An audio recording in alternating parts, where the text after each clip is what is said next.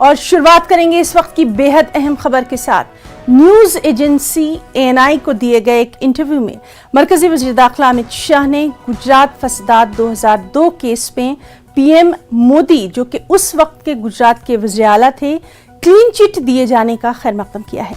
अमित शाह ने इल्जामात लगाने वाले सहाफियों, NGOs और सियासी पार्टियों से माफी का मुतालबा किया। अमित शाह के मुताबिक सुप्रीम कोर्ट के फैसले के बाद सच सोने की तरह चमकता हुआ बाहर आया है। सुप्रीम कोर्ट ने पूरे आरोपों को खारिज किया है और आरोप क्यों घड़े गए इसके बारे में भी सुप्रीम कोर्ट ने कहा है। एक प्रकार से आप कह सकती हो कि सुप्रीम कोर्ट ने ये आरोप पॉलिटिकली मोटिवेटेड है, ये भी सिद्ध कर दिया है। सुप्रीम कोर्ट के जजमेंट ने सिद्ध किया है। जहां तक कैसा लगा का सवाल है, 18-19 साल की लड़ाई, देश का इतना बड़ा नेता एक शब्द बोले बगैर सभी दुखों को भगवान शंकर के विषपान की तरह गले में उतारकर सहन कर कर लड़ता रहा, और आज जब अंत में सत्य सोने की तरह बह रहा है, चमकता हुआ बह रहा है, तो आनंद ही होगा। मैंने बहुत नजदीक से मोदी जी को इस दर्द को झेलते हुए देखा है, इस आरोपों को झेलते हुए देखा है, और सब कुछ सत्य होने के बावजूद भी क्योंकि न्यायिक प्रक्रिया चालू है, हम कुछ नहीं बोलेंगे। इस स्टैंड को कोई बहुत मजबूत मन का आदमी ही ये स्टैंड ले सकता है। और मुझे बहुत अच्छा लग रहा है कि आज जिन लोगों ने भी मोदी जी पर आरोप लगाए थे, अगर उनकी अंतरात्मा है तो उन्होंने मोदी जी की और भारतीय जनता पार्टी की क्षमा मांगनी चाहिए। देखिए, भारतीय जनता पार्टी की विरोधी राजनीतिक पार्टियां, कुछ आइडियोलॉजी के लिए राजनीति में आए हुए पत्रकार और कुछ NGO ने मिलकर, ये त्रिकूट ने मिलकर ये आरोपों को इतना प्रचारित किया, और इसका इकोसिस्टम भी इतना मजबूत था कि धीरे धीरे झूठ को ही सब सत्य मानने लगे। SIT में आज मैं आपको सत्य बताता हूं, SIT का ऑर्डर कोर्ट का नहीं था। एक NGO ने SIT की मांग करी, कोर्ट ने फॉर सेक ऑफ आस्किंग हमारे लॉयर को पूछा। हमारे लॉयर ने कहा मुझे इंस्ट्रक्शन लेने पड़ेंगे। लंच आवर के बाद फिर से कोर्ट बैठी। हमारी सरकार ने कह दिया कि हमें कुछ छुपाना ही नहीं, तो SIT बने, हमें क्या आपत्ति है। It was consented decision. Gujarat सरकार की रिकॉर्ड पर कंसेंट है। कोर्ट ने अपने जजमेंट में भी लिखा है कि NGO की मांग थी, गुजरात सरकार ने कंसेंट दी है। आज कोर्ट ने स्पष्ट कर दिया कि सरकार ने दंगा रोकने के लिए भरसक प्रयास किए। कोर्ट ने यह तय कर दिया कि मुख्यमंत्री ने बार बार शांति की अपील की थी। कोर्ट ने यह तय किया, घटनाएं मतलब ट्रेन जलाने की घटना के बाद जो दंगे हुए वो सुनियोजित नहीं थे, स्वप्रेरित थे। ये भी कोर्ट ने आज जजमेंट में कह दिया। और तहलका द्वारा किए गए स्ट्रिंग ऑपरेशन को भी कोर्ट ने खारिज कर दिया, क्योंकि इसका आगे पीछे का पूरा फुटेज जब आया तब मालूम पड़ा कि स्ट्रिंग ऑपरेशन पॉलिटिकली मोटिवेटेड है। जहां तक गुजरात सरकार का सवाल है, हमने कोई लेट लतीफी नहीं करी थी। जिस दिन गुजरात बंद का ऐलान हुआ उसी दोपहर को हमने सेना को बुला लिया था। सेना को पहुंचने में थोड़ा समय लगता है। आप हमारा हिसाब मांगती है, मांगना भी चाहिए, मुझे जवाब भी देना चाहिए, परंतु मैं क्लियर कर दूं, जहां तक गुजरात सरकार का सवाल है, एक दिन की भी देरी नहीं की है। रिकॉर्ड बहुत स्पष्ट है, कोर्ट ने भी इसको अप्रिशिएट किया है। तीस्ता सेटलवाड की NGO थी, नाम तो मुझे मालूम नहीं है उनका। उन्होंने हर थाने में इस प्रकार की भारतीय जनता पार्टी के कार्यकर्ताओं को इन्वॉल्व करने वाली एप्लीकेशनें दे दी थी, और मीडिया का दबाव इतना था कि सभी एप्लीकेशनों को सच मानकर ट्रीट किया गया। जनमानस ने, जनता ने कभी भी ये आरोप को स्वीकारा नहीं।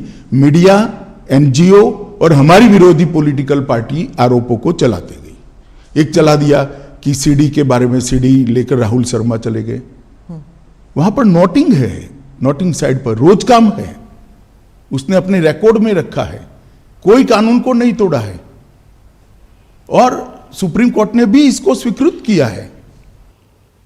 मरकजी वजीर मुख्तार अब्बास नकवी ने न्यूज़ 18 से खास बातचीत में कहा कि नरेंद्र मोदी से सवाल करने वालों से अब सवाल किया जाना चाहिए।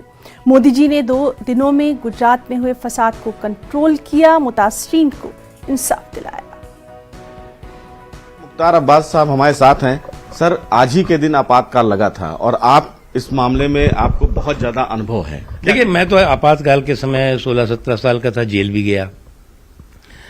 आपातकाल ने एक बात साबित कर दी कि ये जो तानाशाही की सनक होती है, वो तानाशाही की सनक को लोकतांत्रिक संकल्प के साथ हम परास्त कर सकते हैं और लोगों ने परास्त किया। ये देश जो है वो लोकतंत्र से इतनी मजबूती से बंधा हुआ है कि लोकतंत्र की डोर को कोई भी तोड़ना चाहेगा उसको जो है नुकसान होगा और वो खत्म होगा। और यही बात इंदिरा गांधी जी जैसी उस समय की सर्वमान्य और सर्वशक्तिमान नेता थी, उनका खात्मा हुआ राजनीतिक रूप से। सर, सुप्रीम कोर्ट ने 2002 का जो दंगा हुआ उसमें प्रधानमंत्री को जो एसआईटी ने क्लीन चिट दिया था उसको बरकरार रखा।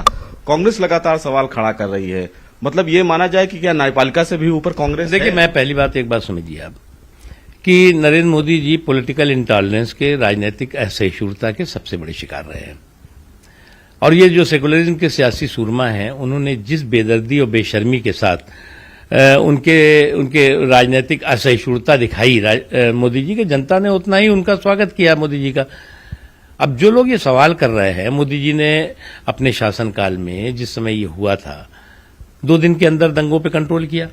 जो दंगाई थे, जो बलवाई थे, उनके खिलाफ कड़े से कड़े कानूनी प्रावधानों के तहत कार्रवाई की। जो लोग पीड़ित थे, बिना भेदभाव के उनको न्याय दिलाया। लेकिन जो सवाल करने वाले लोग हैं वो भूल जाते हैं कि उनके शासनकाल में भागलपुर हुआ था, जो सालों दंगा चला था, हजारों लोग मारे गए थे। भिवंडी हुआ था, जो वर्षों दंगा चला और हजारों बेगुनाह लोग मारे गए। जो दस्तकार थे, शिल्पकार थे, उनकी वो तबाह हुए। मलियाना था, जहां पर जिंदा लोगों को ट्रकों में लाद करके और नदी में फेंक दिया गया था, मार दिया गया था। एक लंबी 5000 दंगों की इस तरह की श्रृंखला है। उन्हें उस पर बेशर्मी उनकी है कि उस पर शर्म नहीं आती, बल्कि दूसरों से सवाल करते हैं। सर, एक फिल्म मेकर हैं राम गोपाल वर्मा, जिन्होंने माननीय द्रौपदी मुर्मू जी पर एक आपत्तिजनक टिप्पणी की और ये कहा कि द्रौपदी आ गई हैं तो पांडव और कौरव होंगे। तो कैसे देखते हैं? भैया, अपनी फिल्म के खोखले और खोखे से बाहर निकलना चाहिए। इस तरह की चीजें जो है वो आप एक आदिवासी महिला, एक समाज के मजबूती के संकल्प के साथ काम कर रही महिला का आप अपमान करेंगे, ये ठीक नहीं है। ठीक है। कैमरामैन हरीश के साथ सुशील पांडे, न्यूज़ 18 दिल्ली। वक्त है एक छोटे से ब्रेक का। खबर महाराष्ट्र से। शिवसेना लीडर संजय राउत के मुताबिक कुल 10 बागी अरकान असेंबली ने उनसे बात की है। रावत के मुताबिक शरद पवार और दीगर लीडरों की मौजूदगी में उनसे बात की गई है। संजय राउत ने कहा कि जब अरकान असेंबली मुंबई आएंगे, शिवसेना के साथ होंगे। रावत ने कहा कि जो कुछ हो रहा है उस पर लोगों में गुस्सा है और अगर शिव सैनिक भड़क गए तो आग लग जाएगी। क्या कुछ कहा है, आइए आपको दिखाते हैं। मैं कोई बात नहीं करूंगा, हमारे लिए वो विषय इम्पोर्टेंट नहीं है। आप महाराष्ट्र के बारे में पूछिए। सर, नेशनल एग्जीक्यूटिव की जो मीटिंग है उसमें क्या आज एकनाथ शिंदे और रामदास कदम पर एक्शन लिया जाएगा? क्या उन्हें नेता के पद से हटाया जाएगा? देखो, नेशनल एग्जीक्यूटिव, राष्ट्रीय कार्यकारिणी किसी भी पार्टी के लिए बहुत मायने रखता है, महत्वपूर्ण है। आज की हमारी जो कार्यकारिणी की बैठक है और हम वहाँ जाएंगे, बैठेंगे, पूरी कार्यकारिणी वहाँ रहेगी, बहुत से निर्णय होंगे, पार्टी के वर्तमान के बारे में सोचेंगे, भविष्य के बारे में सोचेंगे, पार्टी का विस्तार के बारे में सोचेंगे, कुछ नई नियुक्तियाँ करेंगे। ये पार्टी बहुत बड़ी है, राज्य में और देश में इस पार्टी को बनाने में हमने खून पसीना बहाया है। बाला साहेब ठाकरे जी हो, उद्धव ठाकरे जी हो, सभी कार्यकर्ता हो, तो ये पार्टी इतनी आसानी से कोई हाईजैक नहीं कर सकता, सोच भी नहीं सकता। ये पार्टी हमारे खून से बनी हुई पार्टी है। सैकड़ों लोगों ने बलिदान दिया इस पार्टी के लिए। सिर्फ पैसा है किसी के पास और पैसे की बल पर कोई पार्टी खरीद नहीं सकता। तो राष्ट्रीय कार्यकारिणी में ये सब बातों पर चर्चा होगी, बहुत ही विधायक निर्णय होंगे। जो संकट है मौजूदा वो उसको हम संकट नहीं मानते, वो हमारे लिए बहुत बड़ा मौका है पार्टी विस्तार का। जो भी हुआ उस बारे में जरूर सोचेंगे। और शिवसेना के बागी लीडर एकनाथ शिंदे के गढ़ थाने में हालात को पुरअमन बनाए रखने के लिए थाने कलेक्टर के जरिए 30 जून तक इम्तनाई अहकामात नाफिज कर दिए गए हैं। यहाँ लाठी, असलहा, पोस्टर जलाने, पुतला जलाने, किसी भी किस्म का असलहा ले जाने पर पाबंदी आयद कर दी गई है। शहर में किसी तरह के गाने बजाने, नारेबाजी करने या इस तरह की किसी भी चीज की इजाजत नहीं होगी। शिवसेना लीडर एकनाथ शिंदे की बगावत से महाराष्ट्र की सियासत गरमाई है। सियासी बहरान के दरमियान जुमे के रोज मीटिंग्स का सिलसिला जारी रहा। आज भी मीटिंग्स का सिलसिला लगातार सुबह से जारी है। शरद पवार, उद्धव ठाकरे की मीटिंग हो सकती है। मुंबई में शिवसेना के नेशनल एग्जीक्यूटिव की मीटिंग होना है। शिवसेना की नेशनल एग्जीक्यूटिव की ये मीटिंग आज दोपहर 1 बजे शिवसेना भवन में होना है। आदित्य ठाकरे ने जुमे के रोज महाराष्ट्र में शिवसेना के जिला सुदूर, अरकान असेंबली और दीगर लीडरों से मुलाकात करके शिवसेना को मुत्तहिद करने की मशक शुरू कर दी थी। इसी सिलसिले में आज शाम एक जलसे में शामिल होकर आदित्य ठाकरे आवाम से शिवसेना और ठाकरे खानदान की साख बचाने की अपील करते नजर आएंगे। वहीं बीजेपी भी हुकूमत साजी को लेकर खामोशी से इत्तेहादियों को एकजुट करने में मसरूफ है। बीजेपी लीडर और महाराष्ट्र के साबिक उजाला देवेंद्र फडणवीस और आरपीआई सदर रामदास अठावले के दरमियान मीटिंग होना है। ये मीटिंग महाराष्ट्र में जारी सियासी हलचल के हवाले से होना है। इस मीटिंग को बीजेपी और उसके इत्तेहादियों की मीटिंग के तौर पर देखा जा रहा है।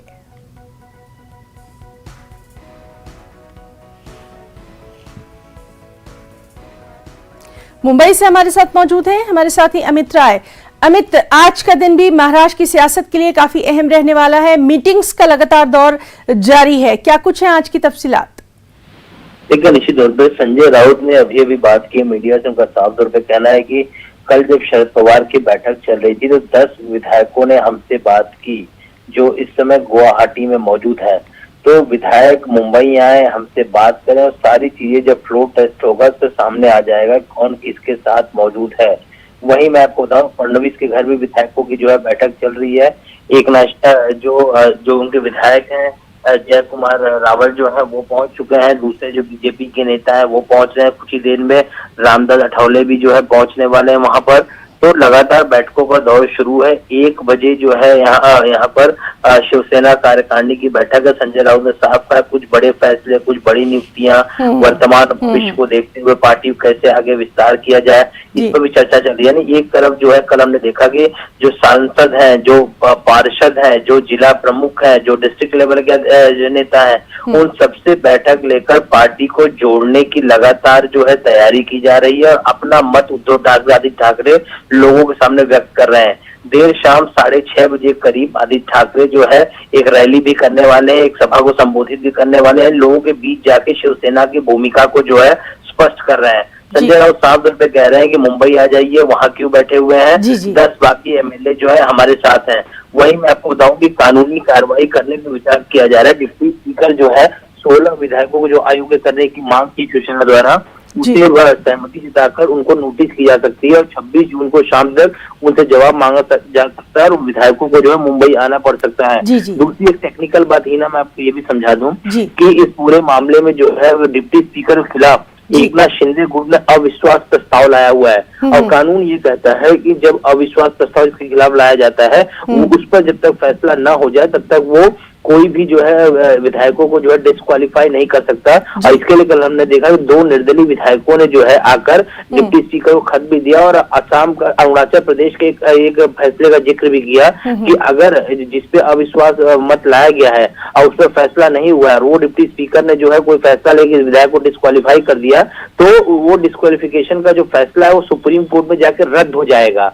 यानी कहीं ना कहीं चीजें हैं। ये लीगल टीम से चर्चा एकनाथ शिंदे की टीम जी, कर रही है। जी। कल भी हमने देखा डिप्टी स्पीकर ने महाराष्ट्र का जो एडवोकेट जनरल है जी, जी। उनको भी देर रात को बुलाया था, शिवसेना के नेता मौजूद, सबसे बातचीत हुई है। तो लगातार बैठकों का दौर शुरू हुआ एक तरफ, और जी। दूसरी तरफ जो है कानूनी प्रक्रिया किस तरह से हो सकती है, किस तरह से जो है बागी एमएलए पे कार्रवाई की जा सकती है, और वहां बागी एमएलए ये सोच रहे थे किस तरह से शिवसेना पे कार्रवाई की जा सकती है। तो जी। सभी जगह बैठकों का दौर जो है लगातार शुरू है।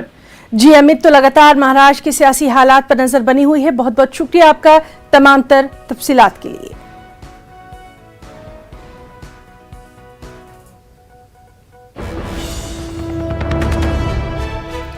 तो इस वक्त की बेहद अहम खबर, एकनाथ शिंदे ने इख्तिदार कायम करने की तहरीक शुरू कर दी है। रियासत में जारी सियासी पेशरफ्त के पस मंजर में एकनाथ शिंदे की ये नई पेशरफ्त सामने आ रही है। इख्तिदार के क़याम पर बातचीत के लिए एक वफ्द तश्कील देने का मंसूबा भी है, और इस वफ्द में जो अहम नाम है एस देसाई, दादा भूसे, गोगावले, कई अहम नाम इसमें शामिल किए गए हैं। ग्रुप के किरदार को वाज़ेह करने के लिए बाकायदा एक स्पोक्स पर्सन यानी एक तर्जुमान की भी यहाँ पर पेशकश की गई है। तो एकनाथ शिंदे भी लगातार अपनी कोशिशों को जारी रखे हुए हैं, इख्तिदार कायम करने की तहरीक शुरू कर दी है। फोटो वहां से रिलीज किए जा रहे हैं, वीडियो रिलीज किया जा रहा है, और अब रियासत में यानी महाराष्ट्र में जो सियासी पेशरफ्त है उसको बढ़ाते हुए उन्होंने इख्तिदार के क़याम पर बातचीत के लिए बाकायदा एक वफ्द तश्कील देने की बात की है। एस देसाई, दादा भोसे, गोगावले और बच्चू कडू के शमूलियत का इसमें इम्कान भी किया जा रहा है। जिस तरह से लगातार हम आपको बता रहे हैं कि महाराष्ट्र की सियासत के लिए आज का दिन काफी अहम है। न सिर्फ मुंबई बल्कि गुवाहाटी में भी सियासी पेशरफ्त देखी जा रही है। इख्तिदार के क़याम पर बातचीत के लिए एक वफ्द एकनाथ शिंदे ने तश्कील देने का मंसूबा बनाया है। कई अहम इसमें नाम शामिल किए गए हैं। सबसे अहम बात यह है कि जो ग्रुप बना है उसका जो रोल है उसको वाज़ेह करने के लिए एक खुसूसी कमेटी बनाने की यहाँ पर पेशरफ्त की गई है। तो कहीं ना कहीं ये जो रियासत में सियासी पसमंजर है, जो सियासी हलचल देखी जा रही है, उसके लिए एक एक कदम बहुत सोच समझ कर उठाए जा रहे हैं। जिस तरह से हमने देखा कि एक ओपन लेटर सामने आया, उस ओपन लेटर में जो बागी अरकान असेंबली हैं उन्होंने अपनी बात कही, उद्धव ठाकरे के लिए उनकी जो शिकायतें थी उसका जिक्र किया। उसके बाद कल हमने देखा कि एकनाथ शिंदे ने किस तरह से वहां पर जाकर कामाख्या जो मंदिर है वहां पर पूजा अर्चना की। कयास आराइयां गर्म हो गई कि शायद वो मुंबई के लिए रवाना हो रहे हैं, लेकिन वो वापस अपने होटल में चले गए। और आज जब तीसरा दिन है तो ये बेहद अहम है कि इक़्तिदार के क़याम पर बातचीत के लिए एक वफ़्द तश्कील देने का मंसूबा है। यानी हर चीज़ बहुत ही सोच समझ कर की जा रही है। ग्रुप का देखिए एक तर्जुमान भी होगा, एक स्पोक्स पर्सन होगा जो कि ग्रुप की बातें यानी एकनाथ शिंदे का जो ग्रुप है उसकी बातें जो है वो सामने रखेगा। तो बहुत ही अहम है आज का दिन भी महाराष्ट्र की सियासत के लिए। लगातार आप तक खबरें पहुंचा रहे हैं। आसाम से भी अहम खबर आपको दे दें, सैलाब में की तबाहकारियां यहां जारी हैं। बराक वैली, नौगाम जिला सैलाब से सबसे ज्यादा मुतासिर है। नौगाम में 5 लाख से ज्यादा अफराद सैलाब से मुतासिर हैं। राहा इलाके में 155 गांव के तकरीबन 1.5 लाख अफराद सैलाब से मुतासिर हैं। बराक वैली में भी सूरत हाल अबतर ही है, बड़ा इलाका ज़ेर-ए-आब है। शिलोंग, हिलाकंडी, करीमगंज जिले में सैलाब ने शदीद नुकसान पहुंचाया है। इंतजामिया और फिजाइया की इमदादी कार्रवाई जारी है। दूर उफ्तादा इलाकों में मुतासरीन के लिए खाने पीने की अशिया पहुंचाने की दिक्कतें देखी जा रही हैं। शिलोंग में 2 लाख से ज़्यादा अफराद मुतासर हैं। आसाम डिजास्टर मैनेजमेंट के मुताबिक रियासत भर में सैलाब से 40 लाख से ज़्यादा अफराद मुतासर हुए हैं। 1000 से ज़्यादा रिलीफ कैंप हैं। लाखों अफराद यहाँ पनाह लिए हुए हैं और अब तक 115 से ज़्यादा अफराद हलाक हो चुके हैं।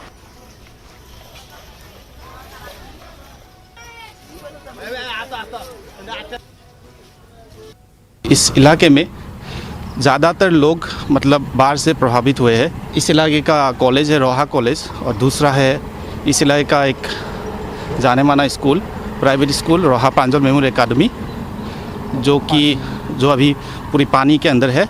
तो इस सपरमुख की जो इलाका है इस विसिनिटी में, तो टोटली वो एकदम पानी के अंदर है। खाने पीने को तो बहुत तकलीफ़ हो रहा है, लोगों को रास्ते में रहना पड़ रहा है। अभी तो फिलहाल बहुत ही प्रॉब्लम हो रहा है। पहले से ज़्यादा एक फेज़ में जब आया था बांध, उसके बाद पूरा घर टूट चुका था। तब दूसरी बार जब आया तब आप लोगों ने देखा ही है, काफ़ी सारा लोग एक जगह में, एक छोटा सा जगह में जगह ले रहा है। तो इधर का पीने का पानी बिल्कुल है नहीं है हमारे पास, जो था वो भी ख़त्म हो चुका है।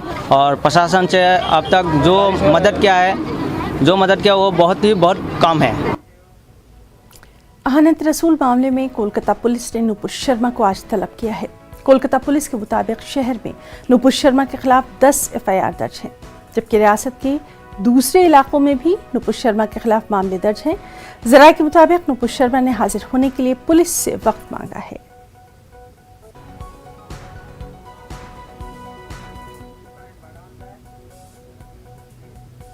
हज 2022 के लिए मध्य प्रदेश के आज़मीन हज की पहली परवाज आज मुंबई से रवाना होने वाली है।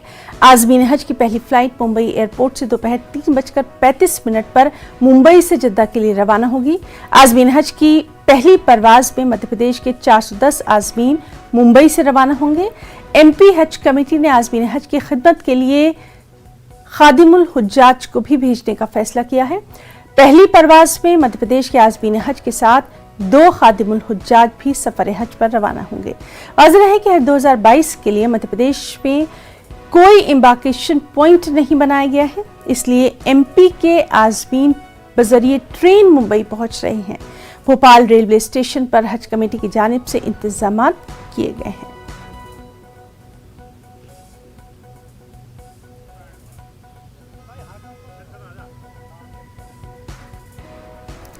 मुल्क में कोरोना के 15,940 नए मामले सामने आए हैं। गुज़िश्ता 24 घंटों के दौरान 20 मरीजों की कोरोना से मौत हुई है। इसी अरसे में 12,425 लोग शिफायाब हुए हैं। इस वक्त मुल्क भर में 91,779 एक्टिव मामले हैं।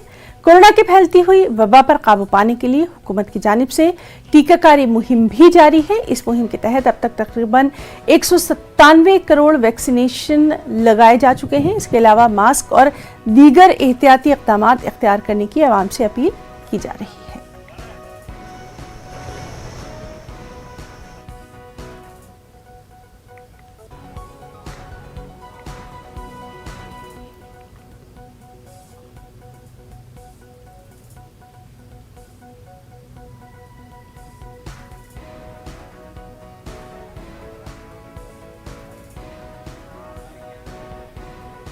खबरों में फिलहाल इतना ही। आदाब।